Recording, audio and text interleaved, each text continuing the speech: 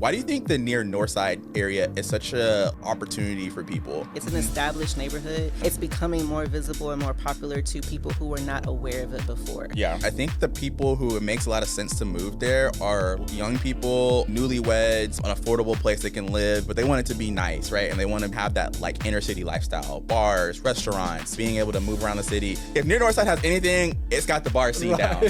So my family, we came to the US in 2011, and then we were looking for an opportunity to kind of start a business. Started on like real estate investing, and we ended up in new construction. If you want pink cabinets, we'll make it happen. Yeah. Like, if you want a pink wall, we'll make it happen. Yeah. We want you to move into your dream home. It shouldn't be reserved for like people who can afford $1 million home. We should all be able to do it, and that's kind of like what our niche is. What was the initial plan? Was it like, hey, we're gonna try this a couple times and see? Was it like an investment strategy? Like, what was the plan? So. Hey guys, welcome to another episode of the Blueprint Podcast. Today I'm at the Wisewood Heights development. This is the 11-unit townhome community in one of Houston's emerging new construction neighborhoods. Yes, we are talking about Near Northside today. Just north of downtown, this historic community has a deep sense of pride and is undergoing a transformation that you do not want to miss. On the episode today, we're gonna be interviewing one of the builders who's helping shape the future of this historic neighborhood. We're gonna be talking about business, we're gonna be talking about real estate, we're gonna be talking a little bit more about my own personal story and how me and my team are using that to help people make smart real estate decisions in Houston. This is gonna be an exciting episode. We're gonna hear inspirational stories, hear about areas of Houston that maybe weren't on your radar before, and learn educational tips about the home buying process when it comes to new construction. So let's go ahead and head back to the studio and get started. All right, y'all. Well, welcome to another episode of the Blueprint Podcast. We have another exciting episode for you guys today. In the house, we have Sebastian Rodriguez with Yellowfoot Homes. If you guys didn't know, I'm actually a real estate agent, and I know we've talked about it a little bit, but it's actually been brought to my attention that I don't always talk about myself as much. So sometimes people don't actually know what I do. So I am a licensed real estate agent in Houston, Texas, and Sebastian is one of our clients, and we're going to be listing his development. And so we're really excited to be talking about you, man, like just your professional journey. We're going to talk about real estate. We're going to talk about Houston. We're going to talk about Near Northside. So I'm excited for this episode, man. I think it's going to be really good. I think it's going to be great. I love podcasting, so I think it's going to be a great episode. Yeah. And I should add that Michael is not only an agent, he's a great agent. Wow. From the little time that I've known you, dude, everything adds up. Yeah. You know what you're doing. So if you guys are looking for an agent, reach out to Michael. Thank you. I didn't pay him to say that. So, and we'll have Laurinette, my teammate on the real estate side with Laurinette Group. She'll be joining us here a little bit later. But like we said in the intro, we're developing and building in the Near Northside neighborhood, which to me is one of the most underrated neighborhoods in Houston. Right in between Acres Homes and Fifth Ward and adjacent to the Heights, Independence Heights, Garden Oaks area. And it's an area that like is starting to see more new construction and more growth. And it has like deep ties, right? So talk about like why you chose to build your business in Near Northside. I think the Near Northside is full of opportunity. Mm-hmm. I think it's one neighborhood that in the north side you have Lindell Park, which you have $1 million homes there. Yeah. On the south side of the Near Northside, you have all like 1,000 units of luxury apartments. Yeah. You have Bad Astronaut, you have lifestyle, nightlife things. And then, so we're focusing sort of in the middle pocket of the Near Northside where there's so much pressure from the west side, you have the Heights. From the north, you have Lindell Park. From the south, south of Quitman, you have like all these new apartments, luxury apartments, luxury homes. So it's only natural that at some point, I don't know if it's going to be in the next 5 years or in the next 30, but you're going to see that middle pocket, the Ryan area, completely built up, and it'll be a destination for especially for young people. Yeah, and it makes sense for people who are buying now, knowing that you want to buy in neighborhoods where you're going to get appreciation. Exactly. Like you want to be the person who bought in the Heights 10, 15 years ago and now get to, get the benefits of a neighborhood that has completely gentrified and is bringing all the luxuries and amenities that people want for inner city life. And so Near Northside and the Ryan area is really kind of at that early stage of what that is. So I think I always tell people, like, look for the path of progress and you want to buy early there. That's That's the key word, Michael. Yeah. Because if everybody wants to live in the Heights, but if you buy in the Heights right now, you're not really going to experience like the appreciation that you would in a neighborhood that is quickly developing. Yeah. Right. There's not a lot of opportunities to like for the Heights to get better than it already is. Yeah. If you look, sort of same with like River Oaks. If you look at a neighborhood like that is developing, it's kind of like in the beginning there's like early adopters, and then once the proof of concept is there, then you start seeing like a mass exodus of people moving into the area, and that's when you see the real appreciation. So I think we're like at the cusp of like seeing an influx of people into the neighborhood. And I think what I like about it is that it's at that cusp of really kind of breaking through, but it's also a neighborhood that has character. It has history. I would even go as far as to say people who are maybe from Near Northside, whose families have been there for years, probably aren't even fans of some of the new development. Right. They're probably like, hey, like these people are coming into our community, but I think it's a community that is self-aware. It's a community that's really tight-knit, a historically Hispanic, Latino neighborhood, and there's just a lot of history and deep ties to that neighborhood. So I like neighborhoods that are like that, right? I don't necessarily want to move into like, a neighborhood where it's just like all new construction and there's like no really characters to it. I think people like that. And I think that's why people are attracted to the Heights or Third Ward, because those are the neighborhoods that have character now, right? Even if they are more expensive, they still have character. So I like the character of the neighborhood, and it's something that somebody's building their life, building their family. It's a place where you're going to get to know your neighbors. There's going to be history there. So did that play into like why you guys initially decided to go there? Not so much, but let me tell you a funny story. The first time that we built two homes, we showed like the neighbor, hey, this is the renders of the houses that we're going to be building. We thought he was going to be super excited. His property value was going to go up. And the first thing he said, that's trash. Oh, wow. Okay. my property taxes are going to go up.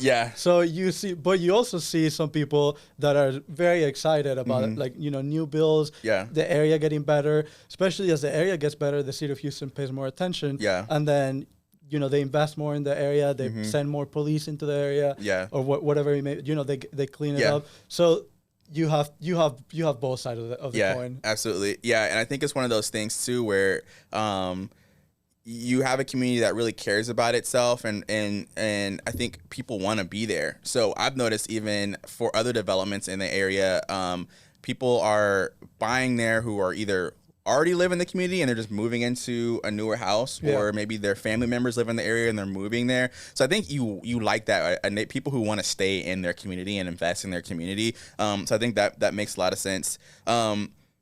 Let's talk about the building process, because typically you see new construction happening when you can get affordable land, right? That allows builders to be able to like make money, right? It helps you to be able to put out an affordable product there. So you guys have really zoned in on that neighborhood. What was the process of like getting land? Like, I mean, when you first got there, like what was that like? The first time that we got land, like any first time transaction, is pretty scary. Like when you first buy a home, you're a little bit unsure. When you first buy your first duplex, your first whatever, you like don't really know what you're doing. I think our strategy is, or kind of my belief is, you want to do one thing and do it right. You don't want to do like 20 different things. So we've gotten to know the neighborhood. We know the neighborhood. We know like pretty much every corner of the neighborhood. You tell me an address and you tell me two corners, and without seeing, I know, like, I know if this is like a good area or a bad area. So our strategy has been just to get good at the Near Northside. And we've been there since pretty early days. So we've seen it kind of grow in the last 5 years. So And you mentioned it earlier, like, I think the people who it makes a lot of sense to move there are, like, young people, newlyweds, maybe people, like, I call them dinks, dual income, no kids, people who maybe aren't necessarily as focused on, like, maybe the school district that they're in, but they want to be inner city, they want to have an affordable place they can live, but they want it to be nice, right? And they want to be, they want to have that, like, inner city lifestyle, bars, restaurants, being able to move around the city, and, like, if Near Northside has anything, it's got the bar scene down. All the bars, breweries, all the things. It's got that part, that aspect of life. So if that's something that you really care about, that's definitely there. And I think we'll start to see as more, they say where the roofs are, then you see commercial coming after that. So we're gonna start seeing more restaurants, more like grocery stores and other, I guess neighborhood amenities. We're gonna start following after that. Yeah. So he's got to get people to move in first. So yeah. I think there's more neighborhood amenities that people kind of think of. I think like our typical buyer, which kind of the trend that you see in Houston is that because the school districts inside the city are not as good as the suburbs, what you see is like young people kind of living there in Houston, and then when they have kids, they move out to to the suburbs. But a young buyer who's buying like looking for a new construction home under 450. Their options are kind of limited to the Near Northside, the Third Ward, and the Fifth Ward. Yeah. There's really, inside the loop, there's not a ton of, those are the options. Yeah. Now, a typical buyer that is looking for a home in the 350 to 450 range, they're probably familiar with the Near Northside. Like they've probably partied there, they've probably gone to bars there. They've probably like engaged with the neighborhood. They just really haven't thought that's where they really are. That's where they want to live. Yeah. So we're talking about like White Oak Music Hall. We're talking about the Raven Tower. We're talking about Woodland Social. We're talking about H-Town Brewery, Trash Panda. Yeah. The list goes on. We'll probably do a podcast and just go hit we'll do some bar hopping podcast episode and just show you guys like what the lifestyle there is. So let's switch over to your family, Yellowfoot Homes. Kind of share a story about y'all's business, your family business, and kind of talk about why you guys started building and kind of what your story was. Wow, that's a good question. Yeah. So my family, we came to the U.S. in 2011, and then we were looking for an opportunity to kind of start a business. So actually, you don't know this, but so my parents are pretty accomplished in themselves. They just can't really do their job here in the U.S. My mom is a brain surgeon. Okay. She just can't. You would be surprised to find that out. I'm not surprised because she's like a very intelligent woman, but that's like really badass. I didn't know that was what she did.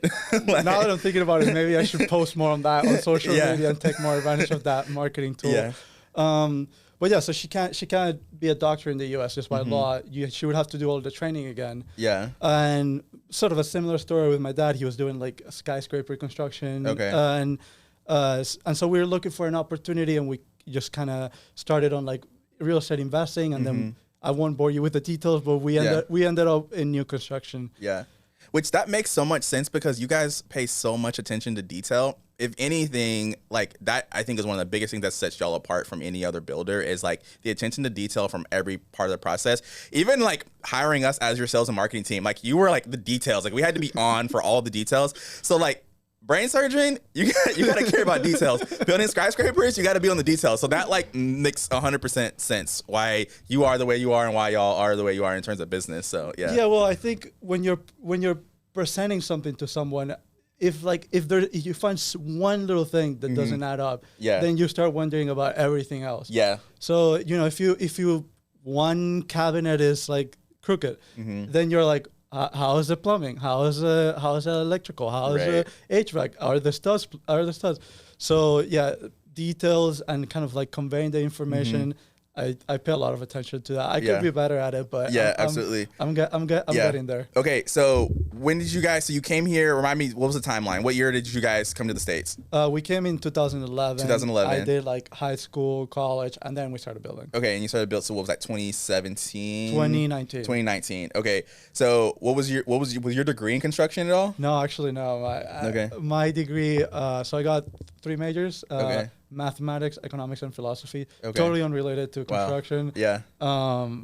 Yeah. If I would have done it all over again, I would have done it differently. Yeah. Okay. I just didn't know I was gonna end up here. Yeah. Well, I started off in social work. So yeah, I started off in social work, did that for a little bit, then did marketing, and now I'm marketing, sales, fundraising, all the things. Yeah. So you guys started building in 2019, and what was kind of like the initial plan? Was it like, hey, we're gonna try this a couple times and see? Was it like an investment strategy? Like, what was the plan? So we started out of COVID. So I had a corporate job that I did for a couple of years. Okay. And then during the pandemic, I quit and I started. Yeah. I knew there would be a lot of opportunities for real estate. Okay. And so I was like, I'm quitting. I'm just diving deep in it. And your parents were already doing real estate? Were they already doing real estate? No, they were doing something completely different. Okay, gotcha. Yeah. Okay. Sorry, what was your question? I forgot. Yeah, so I guess what was like the first project? Was it like an investment, or were y'all like, hey, we're starting a new construction business? So in the beginning, the strategy that I wanted to pursue was flipping homes and then turning them into rentals. Okay. That was a really hard strategy to scale. Yeah. And so I realized, like, if I want to serve more people, if I want more people to like move into a home, I can't do it like one home at a time. Like we need to scale things up a little bit. Okay. So that was my thought. That's kind of how we landed in new construction. And then over time, we've kind of like found what is it that differentiates us from other people. Kind of what is like something that we're passionate about. Yeah. And in the beginning, you're just kind of flipping a house. Now we're kind of morphing our message and like what is it that we want to do. Yeah. And like, what is that? Like, speak to like y'all's differentiator and what is it y'all want to do? Yeah. So a story is, let me start with a story, okay? Okay. So in Venezuela, your home address is not a number. Your home has a name. Okay. Okay. So your home would be like Michael Main Street, Houston, Texas. Okay. So in Venezuela, every home, for us, homes are like a very unique space that kind of, it's like a form of self-expression. And here in the US too, of course, not as much, but the same. I've never heard someone say, I want to move. My dream home is a home from a production builder in a community where there's 2,000 homes that are the same floor plan, and I want no customization. Right? Like, it's very inherent for us, for everyone, to want a home that's customized, that you feel like it speaks to you. And I think, from our background, from our perspective, that is something that we're kind of like zooming in, which is like, we're going to go above and beyond for our clients and our home buyers to customize their home and make it like theirs. Yeah. It's, you've probably represented buyers who like they close on a home from a builder and then immediately they paint walls, they install something. Right? Yeah, myself. I did that. Yeah. Oh, no. Yeah. It was my own house. Yeah. I'm preaching to the choir. Yeah, absolutely. Yeah. So like most people, even when they buy a new construction home, they move in and they make changes, right? Yeah. Like, I think our differentiating factor is like, we're willing to do that for you. And unless you're like doing something like drastic, we'll do it for free. Like, okay. So I think that's like the customization, making your home feel like not like a home, not just like a generic home in a 2,000 home community. Yeah. It's like, it's important to us. And speak to that difference, because I don't know that people even necessarily understand the different types of builders, right? So, because I hear you say that and I'm like, oh, wait, so are you guys custom builders, or are you like a spec builder? Like, what they call, I guess, the hybrid builder, where you can do upgrades, but it's like within a certain, what I mean? Like, how would you describe your building style or your building type? That's a good question, because in Venezuela, everything is a custom home build. Like, we're not accustomed to, hey, this is the home, you can't do any changes, right? Okay. This is what it is. This is so for us is like, of course we have the floor plan already, so you can't really customize the floor plan. I mean, we're willing to work with a buyer. For a buyer it says like, hey, I want a different floor plan, it's going to take a longer time to get the plans drawn up, but we're willing to do whatever. Yeah. But now once we have the floor plan, with us, we're going to give you some choices. Hey, this is the cabinetry that we usually go for. But hey, if you want pink cabinets, we'll make it happen. Yeah. Like, if you want a pink wall, we'll make it happen. Yeah. Like, we want you to move into your dream home, right? Yeah. Like, it shouldn't be reserved for like people who can afford $1 million home. Right. Like, painting a wall pink, like, we should all be able to do it. And that's kind of like what our niche is. Yeah. Okay. That's really interesting. And I think that is something that, the reason I wanted to do this podcast, because I wanted people to hear the value system of the builder, right? And I think like more sophisticated buyers, like, they care about who the builder is. They care about the reputation of the house they're going to move into, right? Because you think about the big production builders, and I don't have to say the names. Everybody knows who's in their brain right now, right? A lot of times they have bad reputations in terms of people like having buyer's remorse and realize, oh, I got this low quality home that, yes, I could afford it, but like at the back end, like, dang, I wish I wouldn't have done this, right? Yeah. And so helping people understand, like, hey, what are the different options that you have? So obviously you guys are still in like a relatively affordable price point, like around like you said, that 350, 400 range. I think the median home in Houston is maybe like 340, 330. So like within attainable for most like dual income families, kind of in the category that we've described. But helping them understand that like who builds your home matters, right? And being able to have that access. A lot of folks are they're corporate entities. They don't get to like hear who the builder is, what they care about, right? So hearing that you guys really care about the details, you guys care about customizing to a degree, that you guys care about the little things, not just getting the house that you can afford, but a house that like you can be really proud of, which fits in line again with the Near Northside neighborhood of people who are proud of where they live, right? So you want to be able to be like, this is where I live. I want to be here. And I'm not just here to get into the next house. Like, hey, like we might just stay here for a while. You know what I mean? So I appreciate that that's the perspective, right? Because when we start getting to the economics of building, sometimes it is what it is, right? It's a business, and there are things that are pretty standard across the industry, but like the value system behind the house you live in isn't always standard. Okay, so, I'm speaking some big game here, but yeah. But an industry, it's like every industry is bound to be disrupted. Mm-hmm. And I think in the US, people are used to that's a house and that's what you can buy. Mm-hmm. And I think the industry can do better. Mm-hmm. And I think I envision, 20, 30 years down the road where most home builders customize your home like to a larger degree than they currently do. So. Mm-hmm. And I think hopefully we're a part of that. Yeah, absolutely. So you want to be a disruptor? That's what you're telling me? Y'all better watch out. Sebastian's coming. No, but I appreciate that sentiment. What excites you about the projects you're building now, right? So we have the Wisewood Heights project in Near Northside. What excites you about that particular project? And we'll have prefaced it at the intro of this video. People will have kind of seen that a little bit. But like, talk a little bit more about that particular project. One big thing that honestly I'm excited about is the collaboration with you and Lauren Ann. Yeah. I think because we want to disrupt and because I want to be able to serve 100 times more the people that I'm able to serve at the moment. Yeah. We gotta accelerate the growth, the learning for us. Yeah. And I think you guys have been a big part. I haven't told you this off the podcast, so this is a good opportunity to tell you. Hey, you guys, you guys have really accelerared our growth and our learning, the way we communicate our ideas to home buyers, and so I think I'm really, really excited about partnering with you guys on this project. Yeah. And being able to communicate these ideas that we can customize to the buyer, that we can, etc.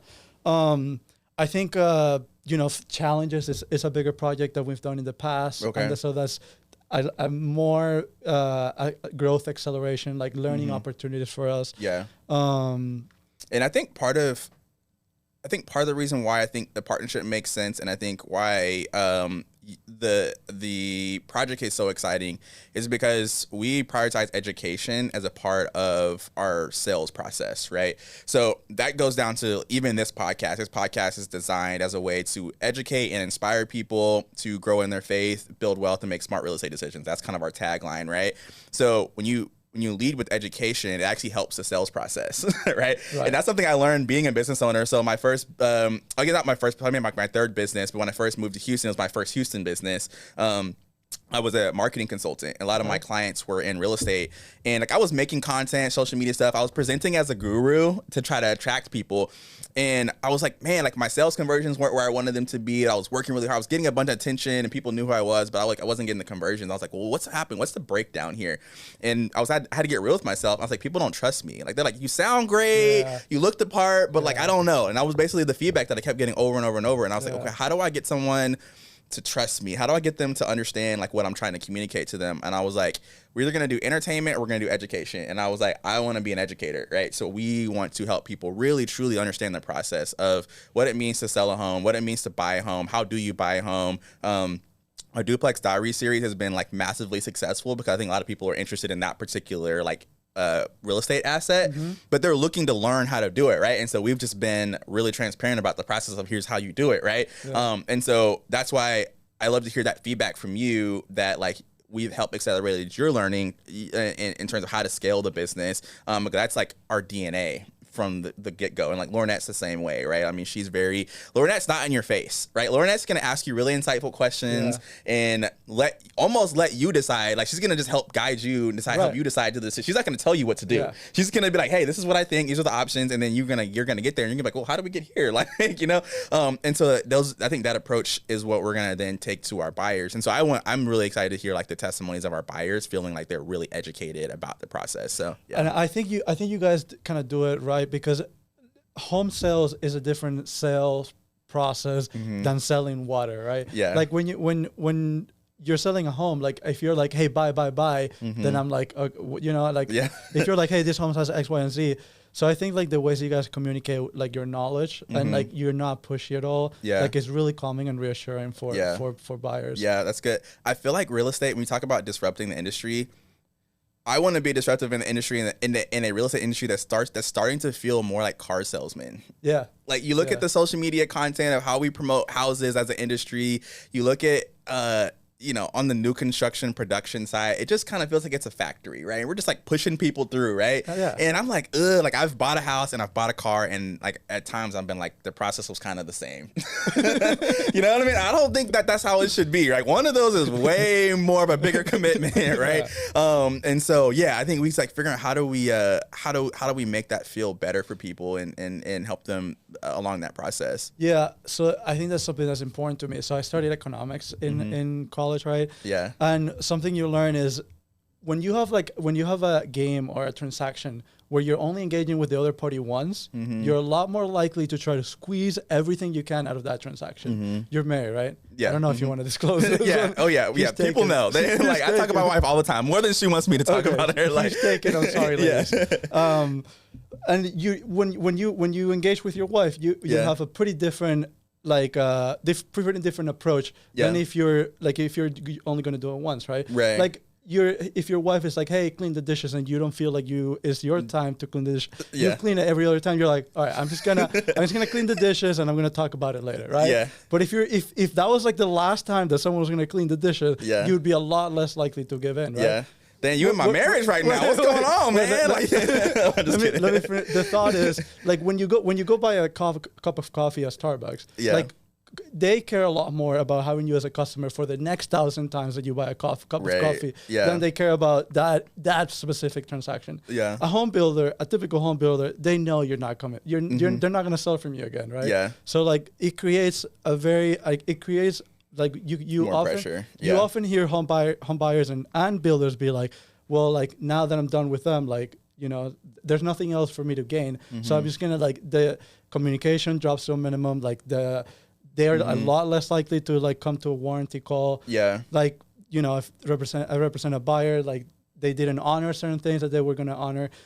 So I think what we're trying to do is kind of build like a reputation, like so that when a realtor in the future, they go, I had a great experience with Yellowfoot. Yeah. And so I'm going to bring other buyers to Yellowfoot. Yeah. So like we're going to lose money on each specific customer because we're going to like go above and beyond to like do whatever is it that they need. Yeah. But like they're gonna get a great experience and they're gonna refer to like their friends. Their realtor is gonna be like, okay, that was a great builder. I'm gonna continue working with them. Yeah, that's awesome, man. So, I appreciate that. Yeah. What are you mentioned economics, and before we move on, I wanted to go back to that. Okay.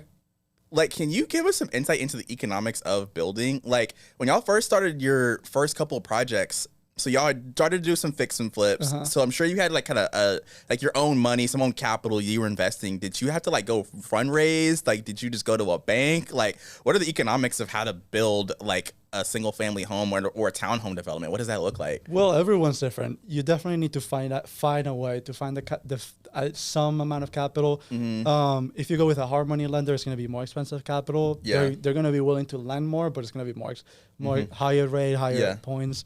If you go, you know, the best way to go is like your own money, obviously. But not everyone has like the money to invest to buy land. The way we do it is we buy the land outright. Okay. We raise money from investors. Okay. And we buy the land outright, and then we get the bank to fund the construction. Okay, gotcha. Got it. And so you use banks instead of hard money for your kind of construction process. what are the pros and cons of that? Because we do have some folks who watch this channel who do want to be builders, right? And a lot of times people want to build duplexes because they see our duplex content and they're like, yo, I want to build a duplex, right? I think single family is still a great asset class if you're building because of your margins, you know? So do you think that I guess what are the pros and cons to that? Harmony loans, they're more flexible, easier to get. Yeah. But they're just more expensive. Like they're gonna charge you in today's rates. We're in 2025. They're gonna charge you like 10 plus. Whereas a bank will charge you anywhere from 8 to 9 at the moment. Okay, so you're almost getting like retail rates in terms of like right now. I mean, if you're going to buy a house, you're gonna get between 6 and 7. You're paying only a couple points more than that to just build the house. Well, it's a lot riskier. Yeah. From the bank perspective, it's a lot riskier to lend on someone on like sticks. Like if they gotta foreclose on you, they gotta sell, and the project is like halfway through. That's gonna be a lot harder to find a buyer than it is if the home's already completed. Right. And also the government, you get a lot of loans secured by like Fannie Mae and Freddie Mac. So the banks are always going to lend at a lower rate for an existing home than they are for like a new construction. Yeah. Okay. Gotcha. Okay. Yeah, that's good to know. And I think it's just interesting when people understand how a home gets built, right? Unless you built a custom home, you probably don't even necessarily know. Like the average consumer wouldn't know what goes into their house being built. Right. Like they wouldn't understand that, like, hey, getting the land at a great price is going to help the affordability of the house, or like why houses are priced the way they are. I don't think most people even understand that. So I appreciate you giving us some insight into that. What's your perspective on like what today's home buyers are looking for in a home and in like the area they live in? So I would say I'm an expert in our area. Okay. I think if you go to like, you know, what is a senior looking for, I'm not the best person. Yeah. Okay. So like in the like 25 to 40 range. Yeah. Dual income, maybe a kid, or maybe, you know, kid or no kid, but they have young kids. What do those folks really care about in the home? You know, young people right now, they really care about like smart technology, like small features that kind of make your home feel like a little bit of an upgrade. This is a little bit of a sidetrack, but generally younger people like to show off more than when you're 60. Yeah. Like when you're 60, you're not really trying to impress anybody. So I think younger people, they kind of like a little bit more flashy stuff, like, hey, an accent wall, maybe like a flashy kitchen, right? When in like a different demographic, you kind of see more traditional. I mean, everyone's different, right? Like this is not a one size fits all. Right. But yeah, in the younger population, what we're saying is that they like flashy. They're fluent with technology, so they want smart features like a house wire for security, for internet as well. Yeah. And then flashy features, kind of like new trend. That's what we're saying. Yeah, and I'm seeing things that like I think people want the quiet luxuries too. Like they want the things that like that you would see in some of these luxury homes that they're not expecting to get all of it, right? They're not expecting to get a luxury home at a median price, but I think they want things that are going to be like, oh yeah, like I would see that in $1 million home, right? And so those are things that I think people appreciate, and they appreciate the thoughtfulness of those things. So yeah, I'm excited to like show off more of like the Wisewood Heights project, because I think you guys were really intentional with some of those things. Yeah, and a lot of those, buyers don't know this, but there's if you want to install like a $10 per square foot hardwood floors, that's probably not gonna be a $400,000 home. Yeah, but there's a lot of upgrades that a buyer in that range, they can pay a couple $1,000 more, and they can have like really nice upgrades that their friends, their family are going to be like, wow, this is like, and even themselves are going to be like, this is an amazing home. Right. So I think a lot of times with very little, a builder can make the home feel completely different, and that's what you guys are gonna see whenever we put the renders for our next community. You're gonna see, you're not gonna associate that to a $400,000 home. Right, dude, that's cool, man. Can't wait to see it.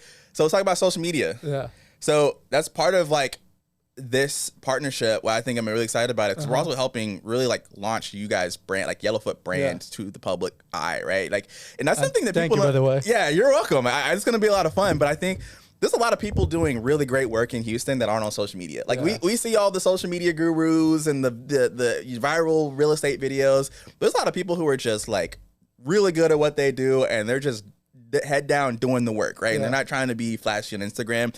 And not that I don't think that that's not your goal. I know you don't want to be the next real estate guru, but I think you want people to be able to know that you exist, right? Because you have a good product. So like, what's the role that you think social media is going to play in kind of our partnership? And like, I know you had like some thoughts you wanted to ask me on that. So like, let's get into it. I'm good because you are the expert on this realm. So I'm going to flip this question to you. Okay.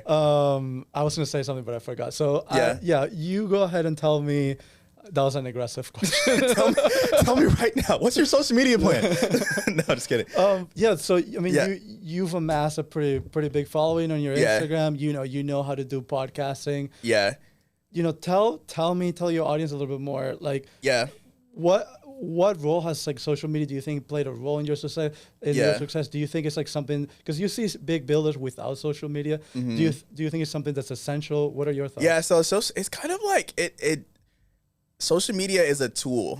You know how we talk about money being a tool? Like you use money to as a tool, right? It's not necessarily the end all be. It's like a tool that you use.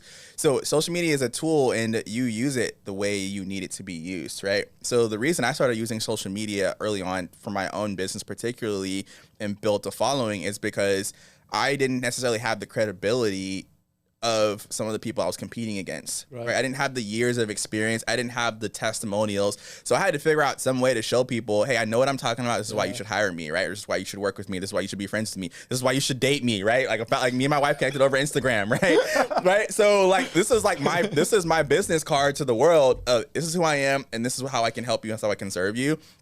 And that's what I needed at that season, right? Because I just didn't have the social network. So, some people don't like social media and don't want to use social media. And I think it's 100% possible to build a successful business without social media, even in 2025. Now, what that does mean is you have to get your social capital from somewhere. So if you're not going to be on social media, like you're going to have to be out kissing babies, talking, shaking hands at all the networking events every weekend, because you need to continue to grow your network, right? Or you need to have a network of people who already know about you and are talking about you, right? So that's another reason why I use social media and why social media is impactful for real estate agents and real estate businesses, is because it creates that referral network. And we already know like referrals are like the most impactful way to grow a real estate business, right? Like somebody telling you, hey, I bought a home from Yellowfoot, you should buy a home from Yellowfoot. I use Michael as my realtor, you should use Michael as my realtor. That's a powerful verbal connection. So with social media, you get to like replicate that and then like pour gasoline on it, right? I get leads every single week from our podcast that like I don't have to do any work for. Like they just show up on my calendar and they're ready to talk and ready to work with me because they spent that time with me, right? So it's like it's a verbal, it's a digital referral to some degree. And again, that's a tool that you use. So that's why I think it's important. Like, is social media always the direct reason that you sold a house or the direct reason that you did X, Y, Z? Sometimes it's kind of hard to know that, but it gives you opportunities to be in front of people and it gives you a tool to use. And that tool changes based on like where you're at in your business. What would be one tip that you'd give your audience to grow? Yeah. And partnership. Like literally partnering with other people. So like vulnerable moment here. Okay. Oh, I'm excited. I'm about to tell my audience a little bit about my story. So I felt like I started my business doing marketing consulting in 2022, right? And when you say your business, what do you mean? Like I was a marketing consultant, right? And I was basically helping people with their sales and marketing. So I was coming in and helping them grow their social media presence. I was helping them with like marketing events and building basically sales pipelines, right? And a lot of my clients were like real estate people. So they were like real estate agents, small real estate teams, investors, builders, people who wanted to build a social presence and wanted to monetize it, right? So I would come in, hey, we're going to create a really robust social media campaign that's going to lead people to go to your event. And then from your event, they're going to get into your CRM, and you're going to have their email and their phone number, and then you're going to market to them on email and text message. You're going to invite them to other events. You're going to sell products. So I was kind of creating this system, right? And I was starting to get really good at it. I did it really well for a couple of clients. And what I realized was, though, in the marketing that I was doing, though, I was presenting as somebody that I actually wasn't. I was presenting as this like marketing guru.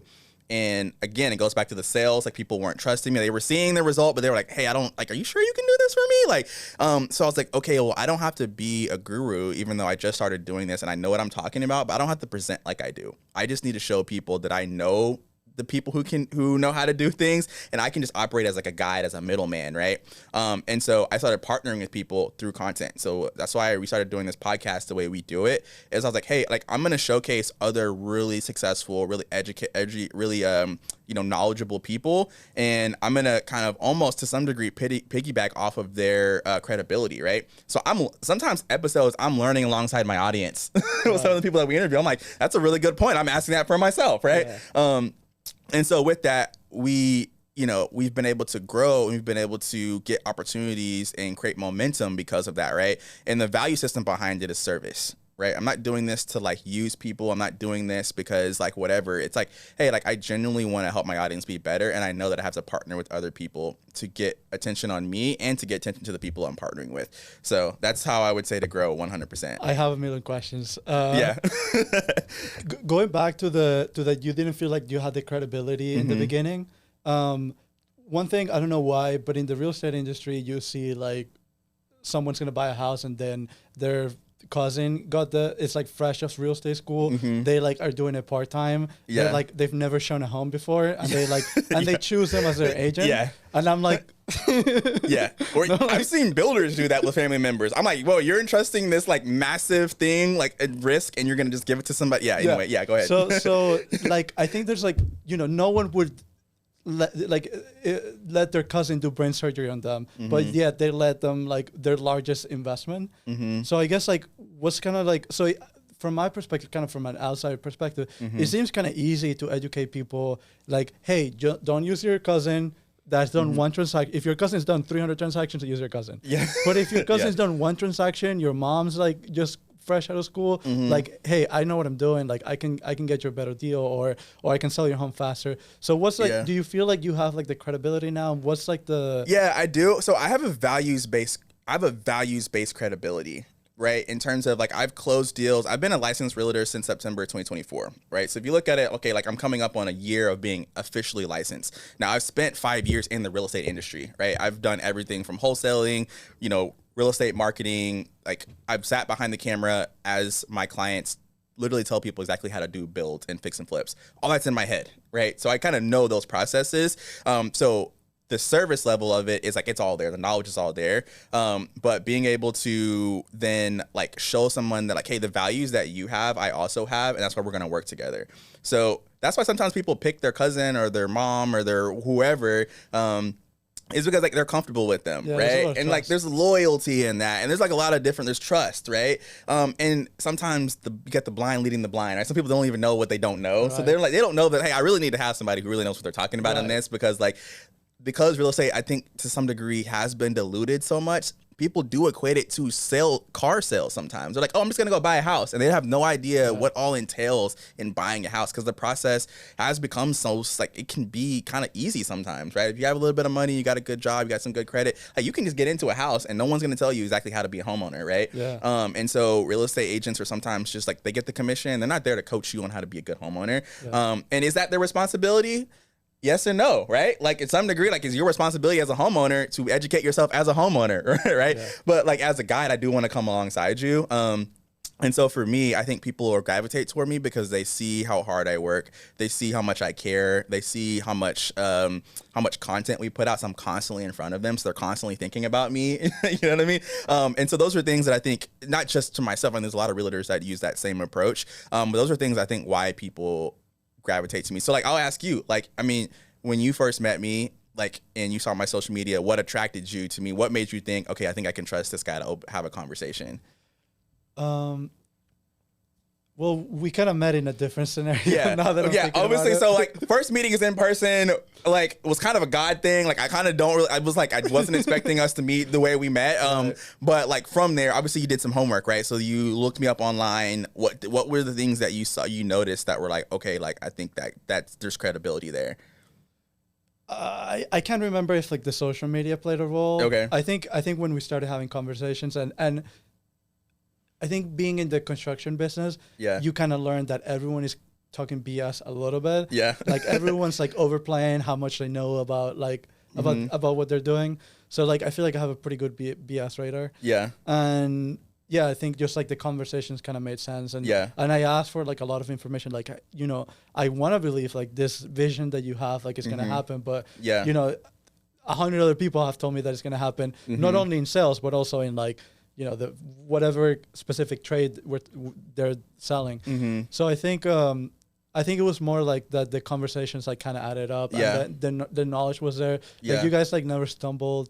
Like, so I don't know if the social media probably played a role, like when I looked you up. But I don't know if it was. I would say like a lot of people will have that experience with me and Laurinette as well. Like both of us, like more so Laurinette. I mean, she was like the salesperson of the year in 2024. So like, we're talking about like, she's a big dog. Like, I mean, she's got it. She's got the resume. She's got all the stuff, right? So she could just open up her resume and be like, look, that's how she could walk into sales meetings if she wanted to, right?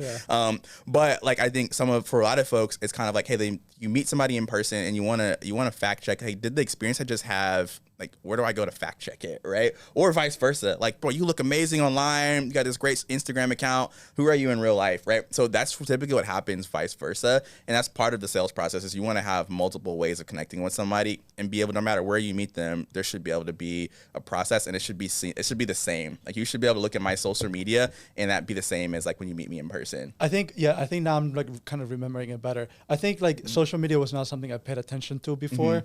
But I think when it kind of like in the process of like meeting each other and meeting Laurinette and kind of seeing if we were a good fit, you kind of really honed in on it on social media and how you were like, that was kind of your expertise.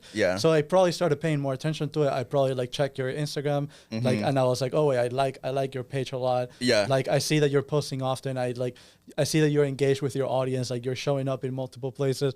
So I think it was like, now that I'm looking back, it was probably more like when you pointed out that it was important that I realized like, wait a minute, he knows what he's talking about. Like he's like, I do need to pay attention and I can trust him because I can, you like had the page to like validate it. But it wasn't until you brought it up that I kind of started paying attention to it. I love that. Okay, well, Laurinette, you made it. Welcome to the studio. This is our second episode where you've been in. The last time you went viral on TikTok. So I don't know. Hopefully we can get another viral-worthy episode or clip from this. But me and Sebastian have been having a great conversation about the Near Northside neighborhood, our partnership with the Wisewood Heights development. And we want to hear from you because you are the new construction expert. Like you are the 2024 new construction woman of the year. And that's a big deal, right? So the amount of knowledge and expertise you bring. So can you just talk to us a little bit about yourself and your background and what you're bringing to this project and this collaboration with Yellowfoot Homes? Doesn't everyone have a great time talking about themselves? This is actually something I struggle with. So about Laurinette, I've been in the industry. This is now I'm almost 20 years in. So started on the investing side and was working in HVAC for quite a while. And that is how I got into the AEC industry. So HVAC, I was a supplier rep for Texas and Louisiana for all school districts, hospitals, and new construction home builders. During that time, I got my real estate license because I had already been investing and wanted to just learn more, get more involved in the process. And then came new construction home sales. The first builder that I worked for was Perry Homes, and I learned a ton about construction with that builder. A lot of information, great training, excellent builder, quality product. And that kind of set the bar for what my expectations later became for like every project. And then I worked for some other builders, Trend Maker before they were TriPoint. And by that time, I mean, my undergraduate degree was in marketing. I had started a master's degree in development and construction, and I wanted to pivot my career to have more input with my builders. So I steered away from the national builder programs and started focusing on what we call in the HVAC industry a small to mid-sized builder, which is a builder who does 60 homes or less per year. There's kind of like a margin there. And that allowed me to step into different roles, VP of Sales and Marketing, Director of Sales and Marketing, and focus on the complete project. So like with a national builder, they have a full marketing team, they have a sales team, they have development, acquisition, and everyone has their role, and that's what they're responsible for. So while there's conversation, there's not necessarily input, if you will. And so I have lived in the Houston Heights area since 2009. So it was like a live, work, play kind of thing that happened for me naturally. A builder that was building in the Heights was looking for someone to manage their sales and marketing, and that was the start of it. And I've been in the Heights with mid-sized builders since 2017. Wow. So like, which is so interesting because we were talking kind of like backgrounds. I feel like you should be the builder at this point. Like, given y'all's resume, I think it's really interesting that you're the builder and you're the sales and marketing person. But I think that's what I love about real estate is real estate is one of those industries where you get in where you fit in, right? And you don't necessarily have to have all the credentials and all the things to be successful. And so I love that you and your family are a great example of that. Okay, so Sebastian, before you came in, Sebastian's mom was a brain surgeon. Did you know that? No. I didn't know that either. I thought she said engineering. No, my dad is an engineer. My mom is a brain surgeon, but she can't practice in the U.S. Yeah. So she's doing construction. Oh, yeah. Wow. So, no, I did not. Yeah, so the attention to detail obviously makes 100% That's now. exactly, Like, I'm like, okay, all the things, right? Yes. So with that, like, being in the Heights, having the experience that you have, why do you think the Near Northside area is such a, like, opportunity for people? Value. It's I think, up and coming neighborhood. I actually hate that term, up and coming. It's an established neighborhood. Yeah. It's becoming more visible and more popular to people who were not aware of it before. Yeah. So, for example, when I first moved to the Heights, it was we had an opportunity to get in at a lower price point, but with a quality builder. And that's what we've been focused on, like with our project with Yellowfoot Homes, having a quality builder who understands, but they're in a neighborhood where the impact on families, on legacy, on individuals, longevity, net worth, all of that is being increased by home ownership. Yeah. And in a place that has a great history, an amazing history. Yeah, absolutely. Yeah, I think that the history of the neighborhood and like I actually Googled some of the stories and like this is more on the negative side, but there was like a mass, like one of Houston's biggest riots happened in that neighborhood. And so it was like in the 80s, I believe it was a police violence type situation and it was a big riot.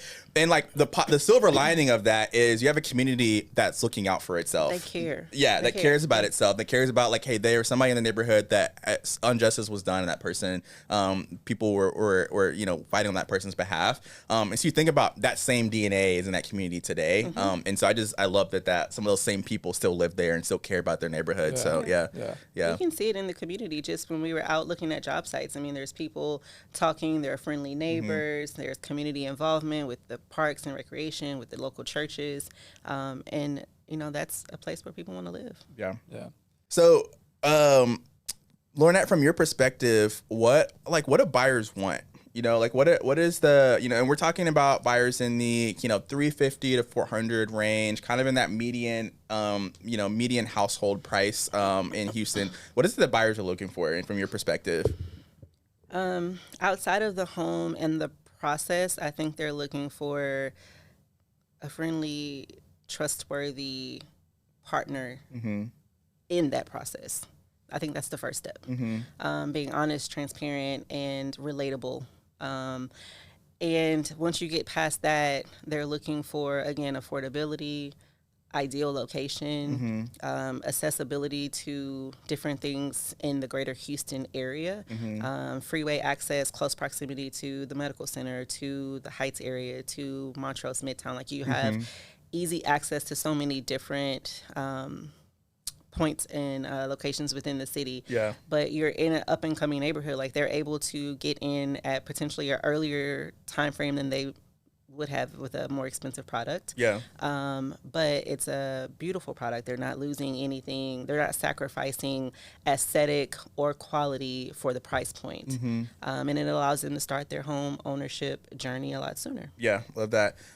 So Sebastian, before Laurinette came in, you were talking about how our partnership has really helped you guys speed up your learning curve and set you up for scalability, right? What does that scale look like? And Lauren, I want you to kind of add to that in terms of, like, you've probably seen builders scale in your experience. So, like, Sebastian, you start off, like, in your mind, what does that next level look like for you? What does scaling mean for you? This is gonna sound like a PR train answer, but I think the most important thing is not to, like, how many homes we're doing a year, is how many happy people are at the end of the process, at the end of the year. Yeah. If we're building 100 homes, I really believe in, like, leaving the world a better place that you founded. Okay. If you build 100 homes, but 98 of the customers or the home buyers are unhappy at the end of the year, that's less preferable than building 3 and you have 3 happy customers. I don't want, like, bad vibes in the world out to get me. So I think the scalability would be to first focus on the customers and the homes that we're building at the moment, and then if we do a good job and we implement the things that we're talking about before, kind of like building a network of of agents that, hey, they really like our process, buyers that really like our process, I think the scale will happen on its own. Yeah. So I think more focused than scaling, raising money. I'm more focused on how can I improve the buyer experience? How can I improve, like, the product as much as possible, so that the scale is, like, happens on its own in a way. Yeah. Okay. Like, it's not something I'm chasing. It's something that the demand brought you to, like, where your next step is because of how well your customer service and sales and marketing process is. Yeah. And that's where you guys come in. That you guys are really helping me kind of like convey that vision and execute that vision, so that the buyers are happy and we can maximize, like, how happy they are at the end of the process. Yeah. And thank you for that. Yeah. I've said thank you a lot of times in this podcast. I love it. Thankfulness, appreciation. I love it. Yeah. I would piggyback on that a little bit. So to me, scalability is inclusive of more than just quantity. It's scaling the process and the systems so that you can be selective on your projects and be selective on the number of homes. That gives you the exclusivity that you can grow at your own pace, where you're not forced to grow in order to maintain the business, where you can, again, grow at your own pace, if that makes sense. Yeah. So I've worked with a few builders where we've gone through a scaling process, if you will, where they've grown and done larger developments and larger projects.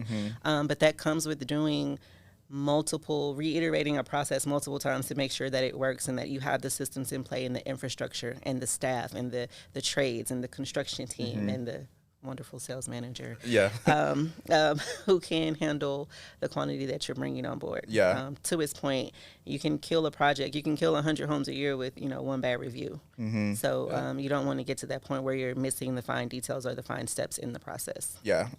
And don't get me wrong, like, we do want to grow, of course. Like, we want to, we want to be one of larger home builders in Houston, of course. But I think that it's like a secondary goal. Like, the primary goal is, like, to try to deliver as good a product to people as we can. I think to your earlier point, the scale of the increase comes with perfecting those other systems. Yeah, that's so good. And I think that, like, when we say these things, right? Do y'all think consumers care about the process? Like, do you think, like, what do you think that consumers care about when it comes to, like, buying a house and, like, how it feels? Like, what are the things that y'all, like, are seeing? I think they absolutely care about the process.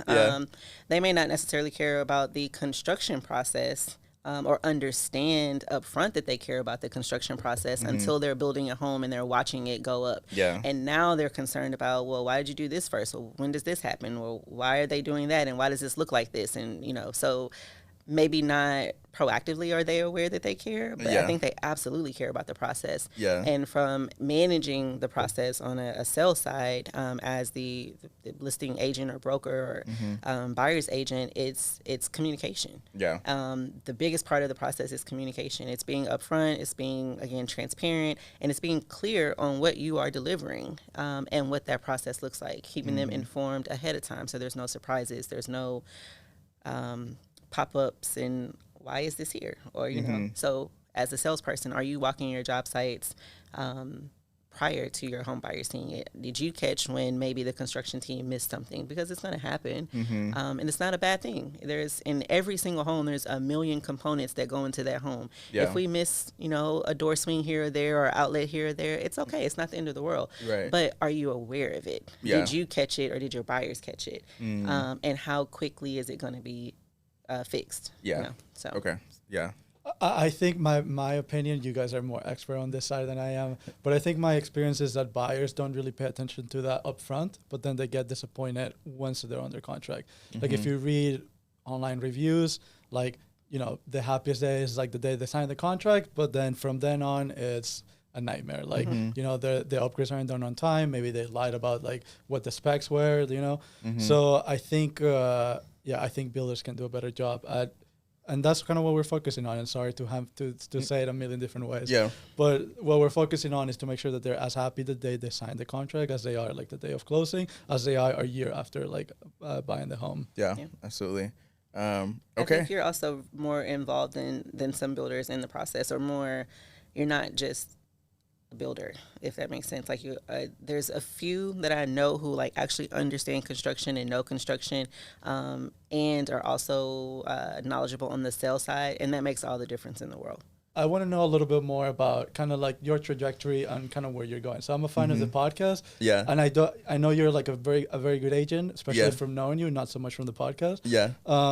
But I guess, like tell us a little bit about like kind of what you're trying to do and where you're going, where you see yourself. Yeah. So I tell people all the time, I'm building a media company that sells real estate and educates people. And so that's part of this podcast, is almost kind of our proof of concept of like, hey, we can create a really quality online digital product that can influence people, empower people, educate people, that we can turn the direction of it anywhere, right? So the goal is we want to be able to like add value and sell whatever we need to, and not for the sake of selling people, not for the sake of just like making a dollar, but for being able to bring quality products to market. So whether that's somebody who has education, you know, I've helped scale coaching businesses before. Somebody who just wants to teach someone a skill set, you know, being able to use content and storytelling to do that, or it's real estate, right? And so real estate is what we're doing right now, and what I want to do long term, because I just love real estate.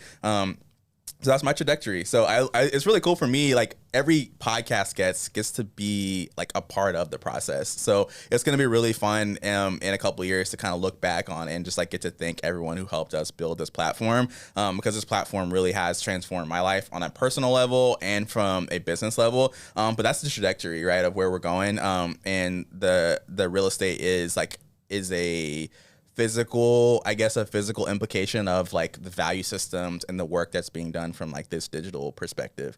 Is that too heady? I feel like that sound. I feel like people are like, what is this guy talking about? But like that's something that like I dream of and think about all the time, right? And you know, I have a lot of great examples of people like the Alex Hermolis of the world, where I'm like, yo, like, dude just broke the record for the most books ever sold, like, you know, at one time on like a webinar. And I think about the power of like, he just gives away value and people just soak it up. And then on the back end of it, he gets to like sell books and create a great product. So we want to create that same type of vibe, but like for real estate. So yeah.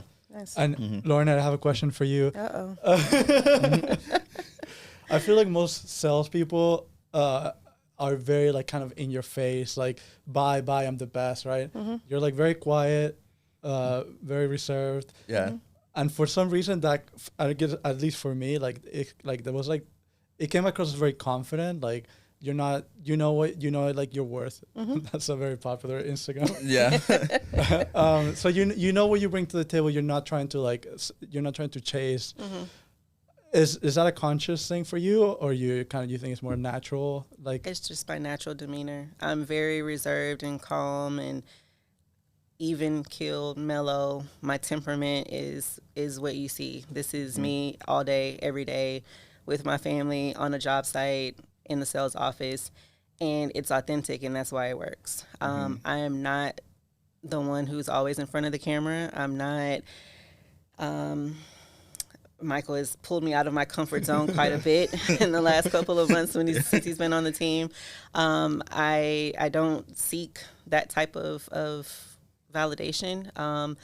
What I love is the work that I do. I love to see a project from beginning to end. I love to be a part of that, to be creative, but also be strategic. And I love helping people. I think that is the base of me, is I'm a helper.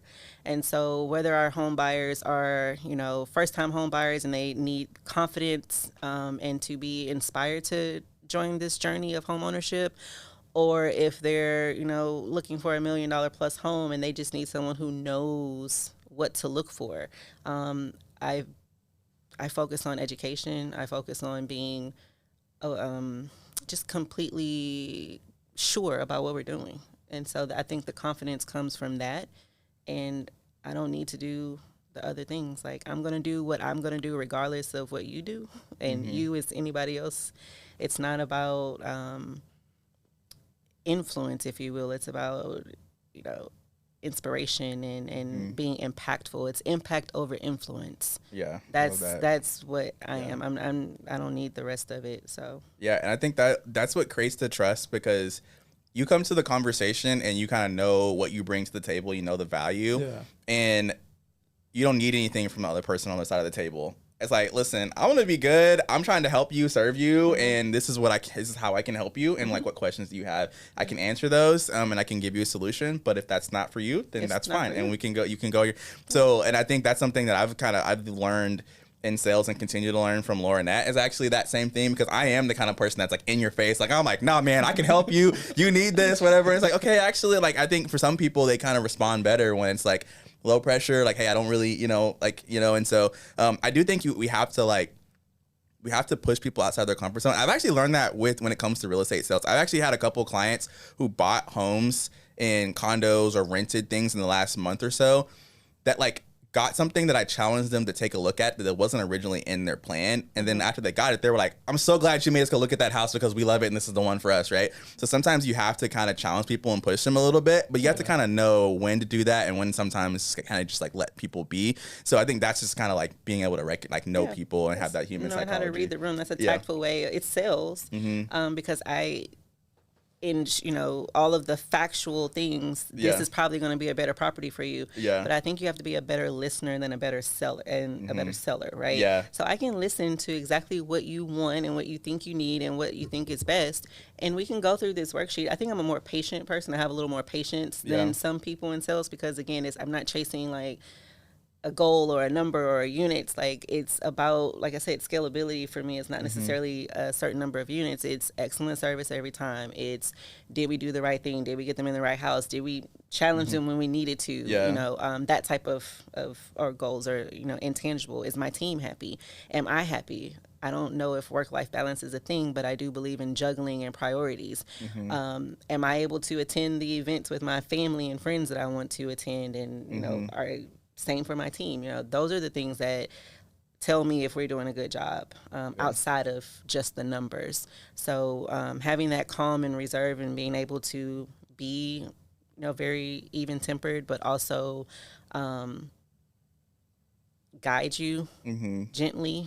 Yeah. When I need to where we need to be. It's a balance, but it's a very natural and authentic balance. Yeah. Just like on a more personal side, what are you most excited that you have like going on? Is it like the real estate sales? Is it investing? Is it coaching? Your kids being superstars? Kids. You know what? For me, honestly, the most exciting thing is that my life is starting to unfold and look like I want it to look. Wow, that's powerful. And that took walking away from a very successful and reputable builder in the Houston area in order for me to reclaim some time and some decision-making process involvement. So I am not at a brokerage by choice. I'm also a firm believer of, don't expect what you can't give, and I will never ask you to do something that I wouldn't do myself. And part of my growth, the inspiration and the leadership, I felt like I needed to have a team and venture into the real estate brokerage life.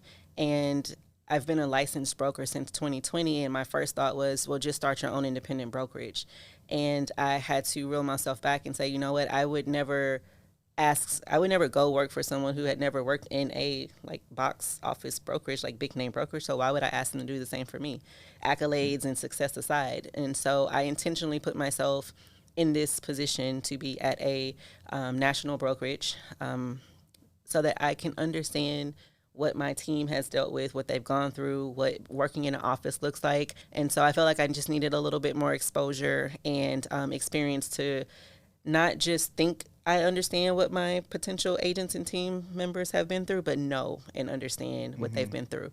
So life is looking different. We are working with more intentional partnerships like Yellowfoot Homes. We are having more time. I have 3 children. I'm able to attend more events. I have not missed a single event this school year. Wow. And that almost brings tears to my eyes because that is why I made the change. Those are the reasons. Tears to my eyes. I made every event. I made parent night. I made orientation. I went to walk your schedule night. I even offered to go to a football game. He didn't want to go, so fine, we didn't go. But I made sure I was available, and I was able to do that because I've really taken control over my career and the path and trajectory, as you say. And it was a big leap of faith, but it's been, I think, a positive year. It's been just over a year. So that's awesome. That's incredible, man. Well, this has been a really authentic, deep conversation. We've covered a lot in this podcast. And I love that, transparently for the audience, Sebastian even challenged me to talk about myself more on this podcast. And so I'm like, you got me out my side of my comfort zone. I'm like, I'm talking about myself on the podcast. Exactly. 20 more minutes and we'll cry. Yeah, we got tears over here. So it's so good. Hit that subscribe button if you haven't already. And I think you're going to get to watch this process, this collaboration unfold as we sell Wisewood Heights for Yellowfoot Homes and Near Northside, and just see more of the content that's coming out of the Blueprint podcast, but also Laurinette Group and Yellowfoot Homes, and being able to just watch people we're just real people who are passionate about our families, passionate about our businesses, passionate about making a difference in the world. And so if you care about that, this channel is going to be for you. So hit that subscribe button and we'll see you in the next episode.